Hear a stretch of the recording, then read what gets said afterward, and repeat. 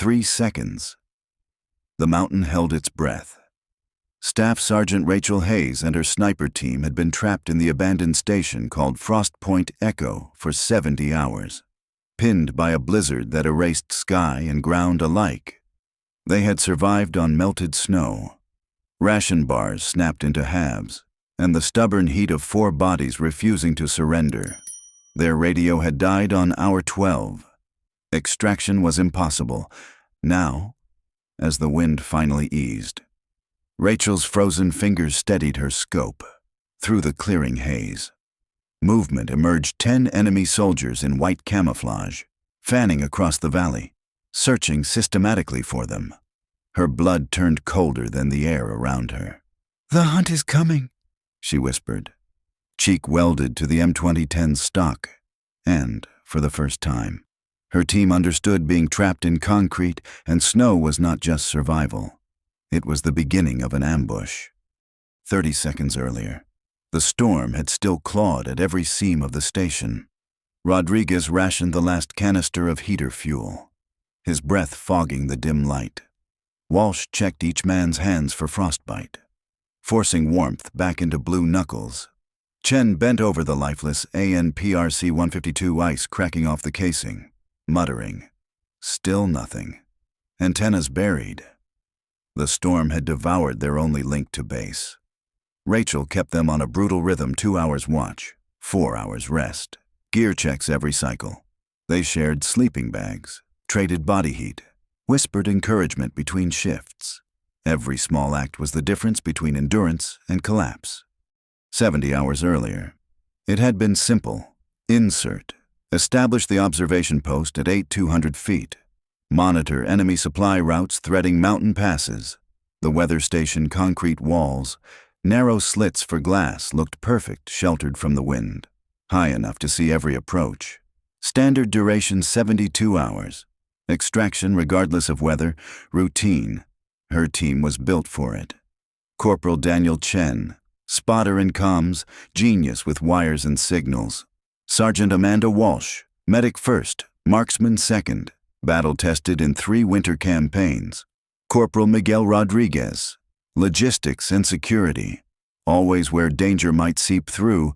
4 specialists, trained to hold longer than anyone else in cold no human should endure. But 6 hours after insertion, the blizzard struck. Winds over 60 miles per hour, temperatures plunging below -30, ice sealing every cable and hinge. Antennas buried, satellite blocked, batteries choking in the freeze. Base was deaf to them. They were deaf to base. Supplies Rachel had asked on that first night. Frost caking her lashes. 6 days if we cut everything in half. Rodriguez answered. Fuel, 18 hours of heat left. Then we ration. Walsh added. Body temp stable for now. The blizzard had turned Frostpoint Echo from a watchtower into a tomb waiting to be sealed. And yet, even as they fought the cold, Rachel kept her scope on the valley, because she knew storms break, and when they do, predators move. Now the storm had broken, and the predators had come. 10 white figures sweeping the snow, weapons slung, every step closer to discovery. Rachel exhaled once, slow and certain. The storm had trapped them, but it had also trapped the enemy in her sights. The ambush was about to begin. Soldier, fall in with us, hit subscribe, and stay in formation for part 2. Sound off in the comments. Where's your AO? Where are you watching from? Silence became a living thing inside Frostpoint Echo, not the hollow kind, but a tense, waiting silence that compressed time and turned every breath into currency. The Harris and PRC-152 had gone dark at hour 12 and stayed that way. Daniel Chen hunched over its frozen guts for hours, coaxing, tapping, warming batteries against his chest until his breath fogged the radio housing. Nothing. No flutters. No half messages. Only the flatline hush of a dead circuit. The blackout was absolute until the storm itself relented. When you can't call for help, you count what you can hold. Rachel rewired desperation into routine: 2 hours on watch, 4 hours rest, heat only during movement shifts, One hot ration every 12 hours. Fuel was a dwindling ledger, 18 hours of heater time left if they were mercilessly conservative. Amanda Walsh tore medical tape into makeshift mitts for fingers already gray at the tips, yet kept her M4 within arm's reach. Miguel Rodriguez nursed his M24 like a living thing, scraping ice from the bolt with bleeding hands, even when there was no enemy in sight. Their weapons had to be ready, cold steels in quiet, mechanical ways, metal contracts and throws off zero, seals lock, optics fog, and frost becomes permanent film. Amanda became their instrument tech by necessity, smearing lamp oil on eyepieces, padding barrels with cloth wraps, improvising tricks that kept glass from sealing shut. When she finally muttered, "Optics clear," the words struck like artillery relief disguised as routine. Survival became choreography. Miguel paced the ports, spotting scope pressed to his eye, feeding Rachel bite-sized data drift, angle, point of aim. She cradled the M2010 across her knees like a loaded promise, running calculations the way others recite prayers, adjusting for the invisible effects of Arctic steel and frozen propellant. Chen logged everything with stubborn patience, every dial click, every attempt at the radio, every fraction of fuel burned. Frustration would have been a luxury. Outside, the world had narrowed to extremes: visibility and heartbeats, less than 50 meters on a clear line, gusts slamming at 70 miles an hour. Ambient temperatures locked at -34, wind chills that carved through a man in hours. Vehicles were useless, aircraft suicidal, yet even prison had value. The storm that trapped them also cloaked them from wider enemy eyes. Rachel clung to that paradox, using it to plan instead of panic. On the morning the wind finally eased, she felt it before she saw it. The storm didn't end so much as hold its breath. Frostpoint Echo exhaled into a brittle, tentative quiet. Rachel shifted from survival stance to hunter's posture. Amanda swept secondary arcs. Miguel eased the spotting lens forward. Chen abandoned the frozen radio and took up overwatch logs, eyes never leaving the horizon. Movement snapped into view 10 white shapes threading the hollows, rifles slung with professional precision. Miguel's whisper was flat. Disciplined sweep formation, methodical spacing, not scavengers. Rachel's pulse slowed, her mind switching from conserving to calculating. Miguel marked the time, 20 minutes. Too early to strike without alerting the valley, too late to give up their cover. Rachel drew the line in her head, cold arithmetic sharpening into command. "We wait," she said, voice steady as the ice around them. "We make them walk into our physics." The team folded into her words, body settling into stillness. Outside, the valley stirred, the trap nearly set. The valley lay brittle and white, each drift a blade, each shadow a snare. Frostpoint Echo had turned from prison to hunting blind, and Rachel Hayes knew the next minutes would decide whether 70 hours of suffering paid off or ended here. Through her scope, she read the patrol like scripture. 10 figures in snow camouflage, rifles slung tight, boots falling in perfect rhythm, no chatter, no wasted movement, professional. Their spacing was measured 20 meters, sweep arcs overlapping. This was not a lost squad. This was a search team, trained to comb and kill. Rodriguez adjusted his M24, slow as glacial shift, the suppressor wrapped in cloth. His voice was barely air. Target lead range 430. Wind drift 3/4 value left. They're cutting diagonal toward us. Walsh braced at the secondary port. M4 steady. Her job wasn't long range, it was insurance if the fight spilled too close. She whispered to Rachel, "If they close within 30, I'll take rear security." Chen marked times and positions in his log, listening to the valley's silence as though it spoke. Rachel slowed her breathing, every inhale frosting the eyepiece. Crosshairs floated over the patrol leader's chest, but she didn't fire. Not yet. Patience was doctrine. Ambush wasn't just about killing, it was about timing the kill so the rest collapsed in panic. The lead soldier halted, hand raised. The column froze. Rachel's gut clenched. Had they scented the bunker? The man crouched, brushing snow. His glove tapped something half-buried wire. Not theirs. Just storm-flung debris. He waved, and the patrol resumed. Relief thudded through Rachel's chest, but her finger never left the trigger guard. Miguel whispered, "They'll be inside our arc in 2 minutes." Rachel nodded, calculating angles. Egress.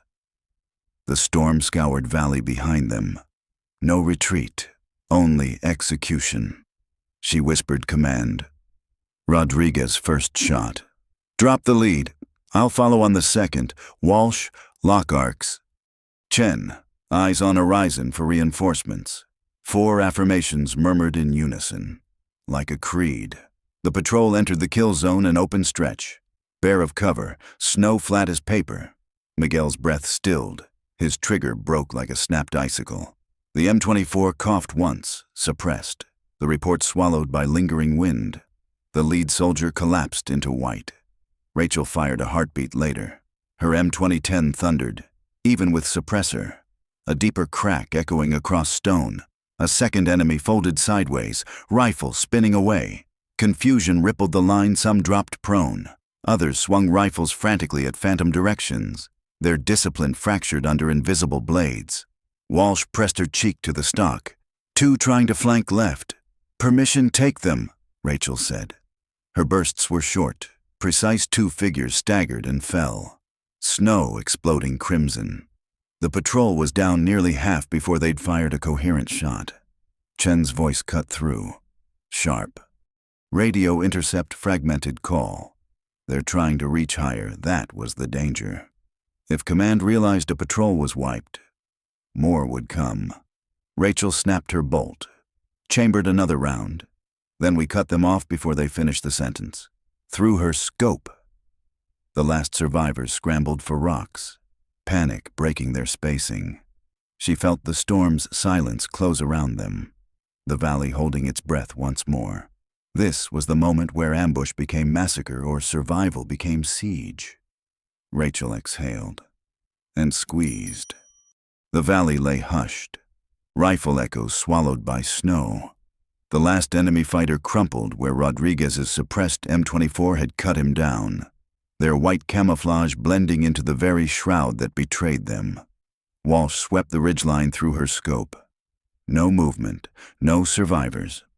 For the first time in 70 hours, silence didn't sting like a threat. But Rachel Hayes knew better. Quiet was just another enemy. Waiting to be broken. Chen, status on comms. She ordered, with the wind slackening.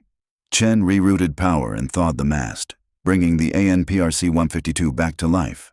His gloved fingers tapped across the controls, static fading until sharp. Clean signal, PRC-152 up. Base, this is Frost 7 Alpha. Team Green, enemy patrol neutralized. Request immediate extraction. His voice was steady, but his eyes betrayed the weight of the moment. The reply crackled faster than anyone dared hope. Frost 7 Alpha. Copy. Extraction inbound. ETA 30 minutes. Outstanding work holding position. Recovered intelligence is priority.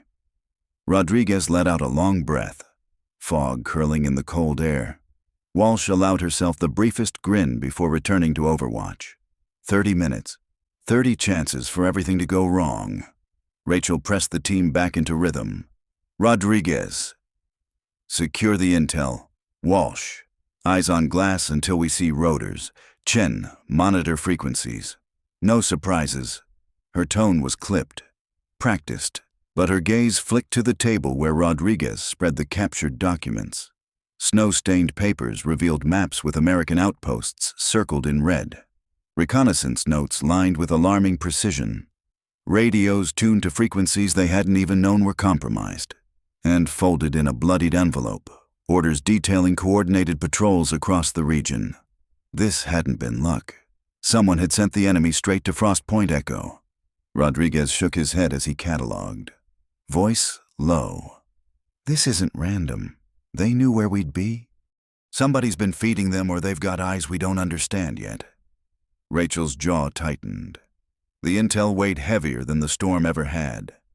Their mission had shifted in an instant, no longer just survival, but delivery of knowledge that could redraw battle lines. Then it came the faint, unmistakable thump of rotor blades rolling across the valley. Relief, but edged with dread. 30 minutes still stretched like an eternity. Rachel swept her scope one last time, tracing every shadowed ridgeline. The storm had passed, but danger hadn't. If one patrol had come, a second could already be moving. As the helicopter's beat grew louder, she steadied herself.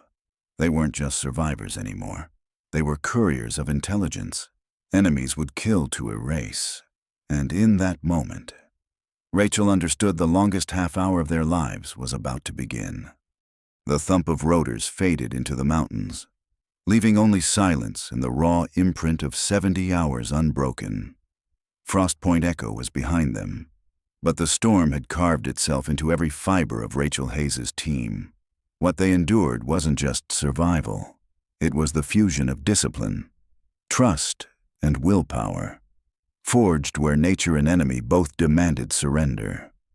Walsh's after-action notes spread through medic schools, not because no one froze, but because she had kept them alive with improvised warming cycles and rationing that preserved muscle and morale.